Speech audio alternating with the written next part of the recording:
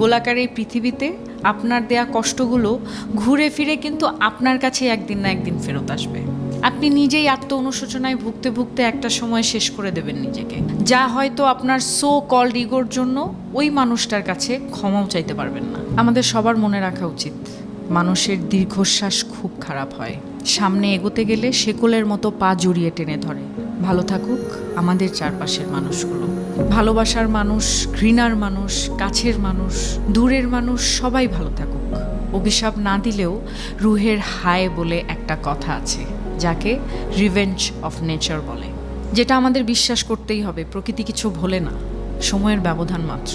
সময় মতো হয়তো আমরা বুঝে উঠতে পারি না ঠিক কোন কাজের শাস্তি পাচ্ছি।